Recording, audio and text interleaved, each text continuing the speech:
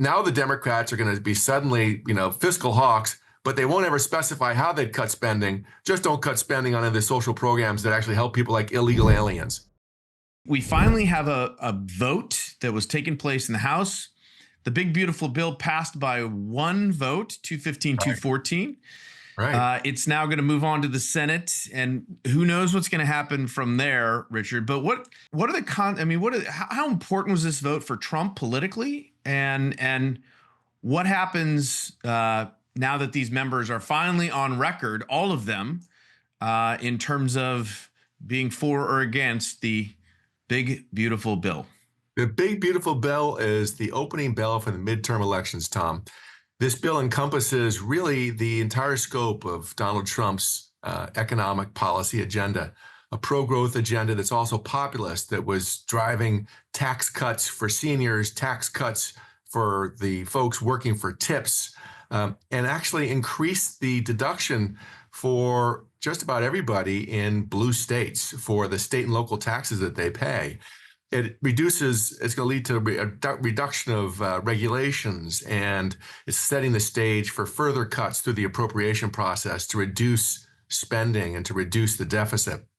And it's removed illegal aliens from Medicaid and from food stamps, and it imposes work requirements for able-bodied males to participate in Medicaid and food stamps.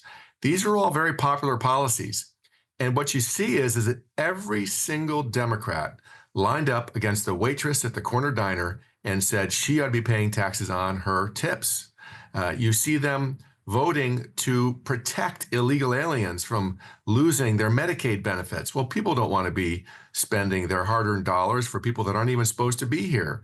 So I think on issue after issue, the Democrats have now boxed themselves into a corner against pro-growth, pro-populist policies that are encompassed in the big, beautiful bill. And in states like Illinois, where you have two members of Congress that are running for an open Senate seat, they're going to have to run defending a vote that would have increased taxes significantly on the people of Illinois and would have reduced the opportunity for other spending for things Illinoisans care about. So look, there are 13 congressional districts, Tom, where Donald Trump won, and their seats are held by Democrats. You can bet that this vote is going to be central to the Trump campaign's focus on winning more seats in the midterm election. And so I think this is the opening bell, Tom. I was just going to say, for most Democrats, they're in safe districts. It doesn't matter. But there are a handful of swing districts that are out there. That's what these elections always come down to. And when the margins are as thin as they are, every seat counts. And so, as you mentioned, 13 districts that Trump won but are held by Democrats. So how are they going to defend? The line has been from Hakeem Jeffries that this is, Donald Trump snatching Medicaid from the hands of the most vulnerable, giving tax breaks to his rich buddies and billionaires. It's kind of the standard playbook, standard line, but will it work? It just doesn't. It runs into the facts. The only new tax cuts are for waitresses, right? That's the tax on tips removal, and also for seniors, reducing the tax on Social Security. So, and when they talk about cutting Medicaid from the most vulnerable, they don't say who those people are. Well, they're talking about people who are in this country illegally. They're not Americans. They're not supposed to be here. And some states, unwisely, Illinois being one of them, have offered these Medicaid benefits to people who are not even citizens of the United States or here legally on any basis. So I think that when you peel this back, this will be a very unpopular vote in the upcoming election. You're going to have to defend taking Illinoisans' monies from them, supporting a tax hike on Illinoisans, opposing a tax cut in the form of the SALT tax and, deduction increase. So, look, I think it's again, Trump has very cleverly painted his opponents into a corner where there's no really good answer. Now they have to decry big spending government that is that's a debt bomb. Well, where did all that spending come from, right? The baseline was exploded by Biden with his inflationary spending under the so-called Inflation Reduction Act, which actually boosted inflation. So now the Democrats are going to be suddenly, fiscal hawks, but they won't ever specify how they'd cut spending. Just don't cut spending on the social programs that actually help people like illegal aliens. So they're in a terrible spot. Well, you said it's going to reduce taxes. The one thing it's not going to reduce, as you just pointed out, is the deficit, right? And this was the problem that Chip Roy and some of these other folks, Thomas Massey, had, which, it ended up getting through. But, how big of a concern is that? I agree with you. I don't think Democrats are going to make that part of their argument that, this bill explodes the deficit.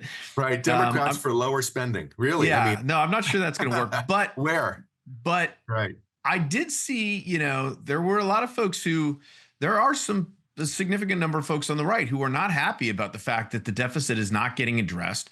This bill still has to go through the Senate, and we'll see what changes are made there. I can't imagine the Senate's going to do anything, that would cut more from this bill. If anything, they're probably going to go in the other direction, which might make it even more problematic if it has to go back to the House or into some conference committee, right?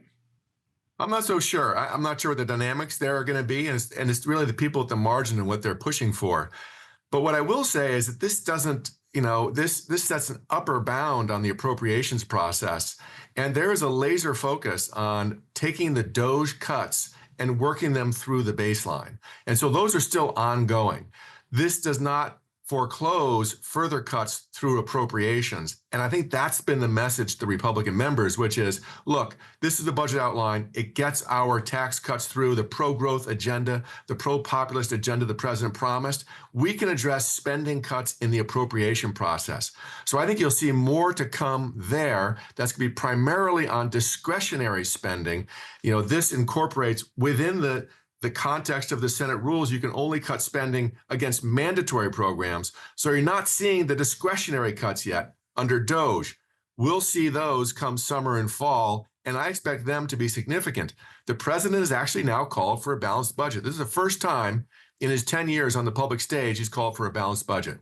So I think people recognize that that's a problem, but I think that this is the first shot in a battle that'll be carried through the midterm elections. And I think President Trump is dead set on winning that election and making sure the Democrats don't come in on their kind of impeachment mission one more time. So he's focused like a laser on making sure that we have winning issues to run on and boxing the Democrats into positions they're not going to like supporting next year. I mean, I think we got about 40 seconds left, Richard. I mean, I think the conventional wisdom is that Republicans are going to lose the House. Historically, that's how it's been. It's only happened a couple of times where the in-party in their first midterm has not lost any seats or even gained seats. So it would be a remarkable thing if Republicans were to manage to hold on to the House. Look, 98 and 2002 were the last two times in the last 60 years where the party in power gain seats in the midterm election. Trump knows what he's up against. And I think that's what's so brilliant about this bill is from a policy point of view, the Democrats have voted against popular issues that the people in blue states care about. So they're going to target those 13 members that are sitting in Trump districts, and they're going to focus on Senate races against congressmen who voted the wrong way.